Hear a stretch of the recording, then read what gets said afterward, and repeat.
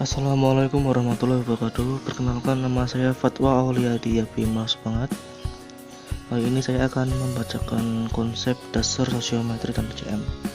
Sosiometri berasal dari bahasa socius yang berarti sosial atau metrum yang berarti pengukuran, yang dimana secara harfiah pengertian sosiometri berarti pengukuran sosial. Jadi sosiometri adalah metode yang dilakukan untuk mengukur pola atau hubungan sosial antar individu dengan individu lainnya, individu dengan kelompok maupun kelompok dengan kelompok. Metode ini berdasar kepada pemikiran bahwa kelompok struktur terdiri dari hubungan-hubungan interpersonal yang kompleks. Posisi di setiap individu dan hubungan-hubungan yang terjadi dalam struktur kelompoknya dapat diukur secara kualitatif dan kuantitatif. Sosiometri diciptakan oleh Jacob Levi Moreno yang saat itu juga sedang melakukan studi tentang sosiometri sejak tahun 1932 hingga 1938 di New York State Training School for Girls Lesson, yang dimana saat itu ia terapkan untuk menentukan letak dari tempat tinggal pada berbagai perumahan, yang dimana dalam studinya tersebut terlihat bahwa tanpa menggunakan studi yang tepat maka akan sering timbul permasalahan yang timbul hingga menyebabkan banyak orang meninggalkan tempat tinggalnya. Hal ini membuat tipe kecil apabila dalam perantuannya menggunakan studi sosiometri. Menurut Moreno, sosiometri didasarkan pada kenyataan bahwa orang akan memilih hubungan-hubungan interpersonal di mana apabila berkumpul dalam satu wilayah mereka akan memilih mau bersama dengan siapa, bersahabat dan bermusuhan dengan siapa, serta siapa yang akan ditolak dalam grup wilayah tersebut. Berikut ini merupakan beberapa definisi menurut konsep Moreno yang diperkenalkan oleh para ahli-ahli. Yang pertama, pengukuran sosiometri, pengukur tentang pilihan maupun penolakan antara anggota dalam satu kelompok. Yang kedua, sosiometri mempunyai beberapa arti tetapi dalam sejarahnya mengikuti hasil kerja Moreno. Sosiometri biasanya ditentukan dengan analisis data yang dikumpulkan dengan alat yang disebut sosiometric test. Yang ketiga, sosiometri adalah pengkajian dan pengukuran pilihan sosial. Juga sosiometri mempelajari pemilihan dan penolakan dalam kelompok. Yang keempat, sosiometri adalah teknik untuk mendeskripsikan hubungan-hubungan sosial antara individu dengan individu dalam kelompok. Yang kelima, sosiometri adalah suatu metode penelitian yang bertujuan untuk meneliti interaksi-interaksi sosial dari anggota suatu kelompok. Yang keenam, teknik sosiometri digunakan untuk mendapatkan informasi tentang perasaan positif maupun negatif dari anggota kelompok. Yang ketujuh, sosiometri sebagai ilmu pengetahuan berdiri di atas dua kaki, yaitu socius dan metrum. Ilmuwan ilmu sosial terbagi menjadi tiga golongan. Yang pertama, yang berdiri pada socius saja, sehingga yang paling penting adalah interindividual atau interpersonal saja. Mereka menghiraukan pengukuran-pengukuran.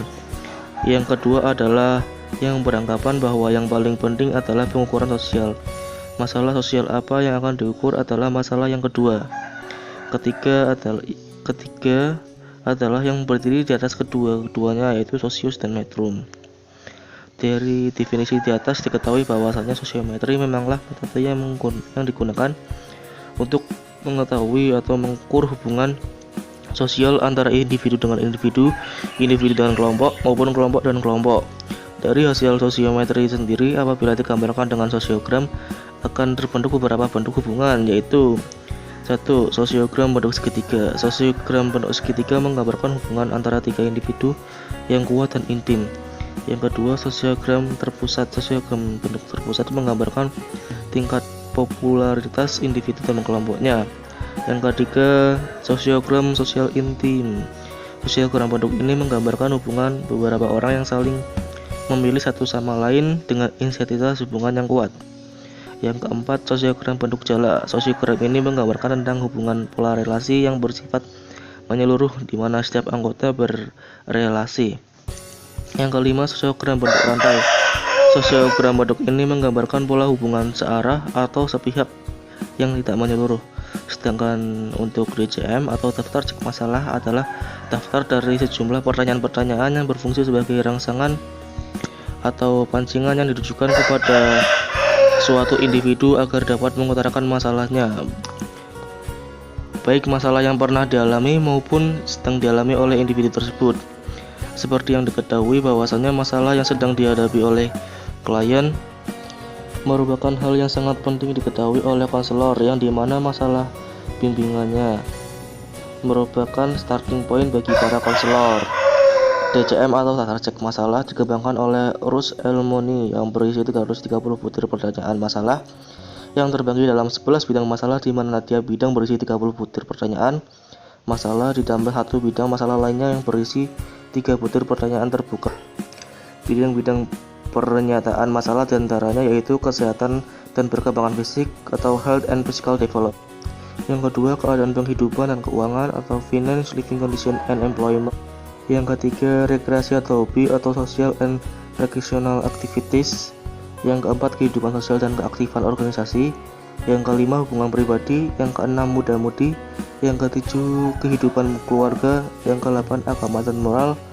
9, penyesuaian terhadap sekolah. 10, masa depan dan cita-cita. Yang terakhir yaitu penyesuaian kurikulum.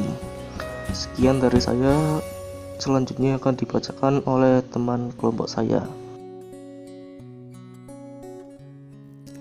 Selanjutnya, kelebihan dan kekurangan sosiometri dan DCM. Kelebihan sosiometri yaitu dengan menggunakan sosiometri, konselor memiliki peluang untuk memahami bentuk-bentuk hubungan sosial yang terjadi kepada peserta didik maupun klien yang dibimbing dengan melihat frekuensi hubungan yang terjadi, bagaimana intensitas atau kedalaman hubungan yang terjadi, bagaimana posisi popularitas peserta didik dan kelompoknya, ataupun bagaimana posisi peserta didik terisolasi. Kelemahan dari sosiometri yaitu hanya bisa diterapkan kepada kelompok peserta didik yang sudah saling mengenal di dalam waktu yang cukup lama, dan akurasi data pengguna sosiometri sesuai dengan tujuan yang ditentukan oleh kemampuan guru pembimbing dalam menyusun angket sosiometri. Peserta didik tidak mudah untuk menetapkan pilihan teman, menetapkan intensitas hubungan yang selama ini terjadi, maupun saat menetapkan kriteria pribadi atau sifat-sifat anggota kelompok kelasnya.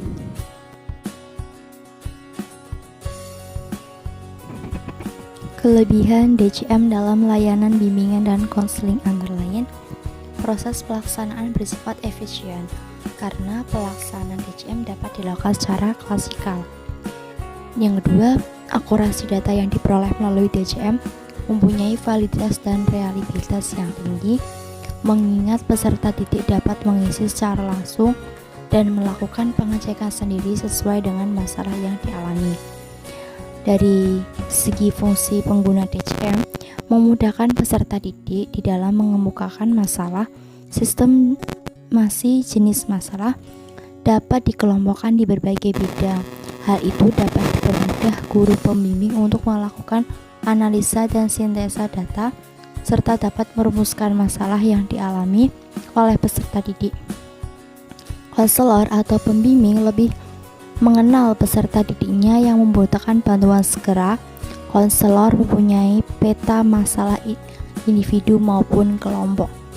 Hasil DCM dapat digunakan sebagai landasan penetapan layanan bimbingan dan konseling yang sesuai dengan kondisi dan kebutuhan peserta didik. Kekurangan daftar cek masalah antara lain membutuhkan waktu yang banyak untuk mengolah hasil sebagai konsekuensi dari banyaknya jumlah bidang masalah dan jumlah butir pertanyaan masalah yang tersedia. Dan data yang diungkapkan masih bersifat umum, terbentuk peta masalah, dan banyaknya masalah dialami pada setiap bidang.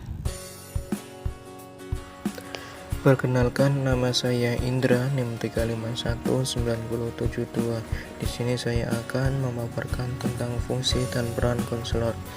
Peran konselor menurut Marut dan Robinson, peran adalah apa yang diharapkan dari posisi yang dijalani seorang konselor dan persepsi dari orang lain terhadap posisi konselor tersebut. Sedangkan peran konselor menurut Marut dan Robinson adalah peran yang inherent ada dan disandang oleh seseorang yang berfungsi sebagai konselor. Peran konselor menurut Rogers adalah fasilitator. Disebut fasilitator karena konselor memfasilitasi atau mengakomodasi konseling menjadi pemahaman diri. Agar peran ini dapat dipertahankan dan tujuan konseling dapat dicapai, maka konselor perlu menciptakan iklim atau kondisi yang mampu menumbuhkan hubungan konseling. Dari penggunaan pendekatan menurut Rogers ini, sejumlah perubahan yang diharapkan muncul dengan sukses adalah: A. Klien bisa melihat dirinya dengan cara berbeda dari sebelumnya. B. Klien dapat menerima diri dan perasaannya lebih utuh. C. Klien menjadi lebih percaya diri dan sanggup mengarahkan diri. D. Klien sanggup menjadi pribadi yang diinginkan. E. Klien menjadi lebih fleksibel dalam persepsinya dan tidak lagi keras ke diri sendiri. Kemudian fungsi konselor. Menurut Wickel, fungsi konselor adalah 1. Fungsi pencegahan. Dalam arti konselor mau menciptakan suasana sedemikian rupa agar siswa tidak timbul berbagai masalah yang dapat menghambat proses belajar dan mencapai perkembangan. 2. Fungsi adaptif. Dalam arti bahwa konselor dapat membantu guru dan memberi informasi tentang kondisi yang sesuai dengan kondisi siswa. 3. Fungsi penyaluran. Dalam arti bahwa konselor dapat membantu siswa dalam penyaluran dan pengembangan bakat dan minat siswa. 4. Fungsi perbaikan. Dalam arti konselor dapat membantu siswa dalam penyaluran bakat dan pengembangan bakat dan minat siswa. Perkenalkan, nama saya Asna Indriani, NIM 3519077. Di sini saya akan melanjutkan pada poin macam atau jenis sosiometri dan DCM. Macam-macam sosiometri. Yang pertama, nominatif. Pada tipe ini, setiap individu dalam kelompok ditanyakan siapa teman yang disenangi atau tidak disenangi untuk diajak melakukan suatu aktivitas. Pilihan harus ditulis berurutan dari pilihan pertama yaitu paling disenangi dan pilihan kedua, ketiga, serta seterusnya. Yang kedua yaitu skala bertingkat. Pada tipe ini disediakan sejumlah pernyataan yang disusun bertingkat. Dari pernyataan yang menyatakan hubungan paling dekat sampai hubungan paling jauh. Pada setiap pernyataan, individu diminta menuliskan nama salah seorang temannya sesuai jarak hubungannya. Yang terakhir yaitu siapa dia. Tipe ini disediakan pernyataan tentang sifat-sifat individu. Sebagian pernyataan mengungkapkan sifat positif dan sebagian negatif. Setiap anggota diminta memilih kawannya yang memiliki sifat yang cocok dengan pernyataan tersebut. Selanjutnya, macam-macam dari DCM yang sampai saat ini digunakan oleh konselor-konselor di sekolahan hanya memiliki satu macam atau jenis, yaitu hasil adaptasi yang dikembangkan berdasarkan DCM yang dibuat oleh Roslimani. Langkah penyusunan sosiometri dan DCM. Langkah penyusunan sosiometri, yakni 1. Menetapkan tujuan penggunaan angket sosiometri. Agar dapat menetapkan tipe angket sosiometri yang tepat dan sesuai dengan tujuan yang ditetapkan, bila tujuan untuk menetapkan pemilihan anggota kelompok berdasarkan kedekatan, maka pembimbing menggunakan tipe angket sosiometri skala bertingkat. Dan apabila peserta didik menetapkan pemilihan anggota kelompok berdasarkan tingkat nominasinya, maka guru pembimbing menggunakan tipe angket sosiometri nominatif. Akan tetapi, apabila meminta anggota kelompok untuk mengenali karakteristik pribadi atau sifat anggota kelompok, maka guru pembimbing menggunakan angket sosiometri tipe siapa dia. Kedua, menyusun angket sosiometri sesuai dengan pilihan tipe yang ditetapkan sesuai dengan tujuan pelaksanaan asesmen. Hal penting dalam menyusun angket adalah merumuskan pertanyaan atau pernyataan yang sesuai dengan tujuan yang ditetapkan. Apabila memilih angket sosiometri nominatif, maka guru pembimbing menetapkan pernyataan sesuai dengan data apa yang akan dikumpulkan dari peserta didik. Apabila memilih angket sosiometri skala bertingkat, maka guru pembimbing menetapkan pernyataan dengan memerhatikan tingkat pendekatan hubungan yang ingin diketahui dari peserta didik di dalam kelompoknya. Sedangkan bila menggunakan angket sosiometri siapa dia, maka guru pembimbing harus secara hati-hati menetapkan karakteristik pribadi atau sifat-sifat yang ingin diketahui dari peserta didik di kelasnya. Selanjutnya, langkah pengadministrasian sosiometri dan DCM. Langkah-langkah pengadministrasian sosiometri antara lain: yang pertama ada tahap persiapan. Di dalam tahap ini mencakup beberapa hal, yaitu menentukan kelompok siswa yang diselidiki, memberikan informasi terkait tujuan diselenggarakannya sosiometri, serta mempersiapkan angket ataupun kartu pilihan sosiometri.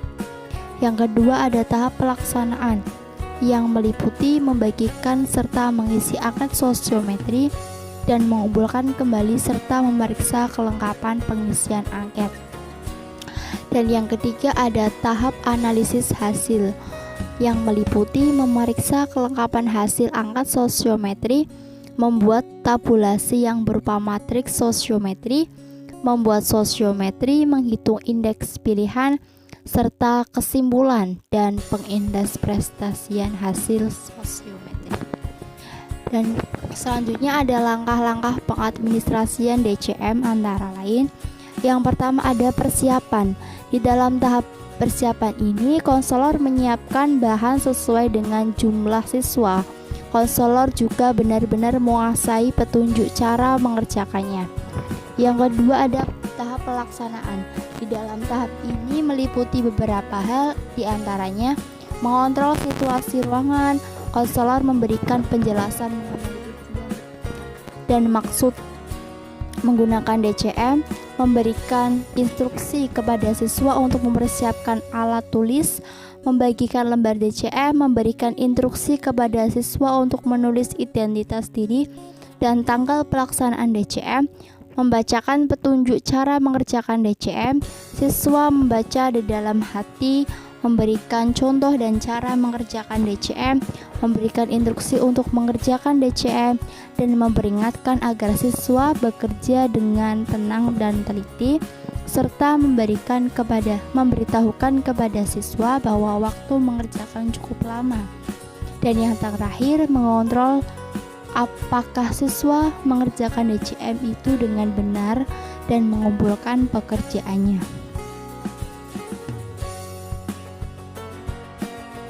Selanjutnya, poin terakhir yaitu langkah pengolahan sosiometri dan DCM.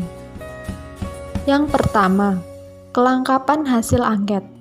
Konselor melakukan pengecekan pada angket yang telah diisi peserta didik untuk melihat kelengkapan data pribadi dan kelengkapan jawaban yang dibuat setiap peserta didik, sehingga datanya memiliki kelayakan untuk diolah dan dianalisis.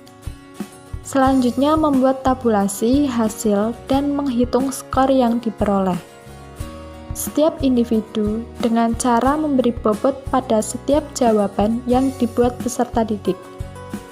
Kriteria penetapan skor sangat ditentukan oleh jenis sosiometri yang digunakan. Apakah tipe nominatif, tipe bertingkat, atau tipe siapa dia.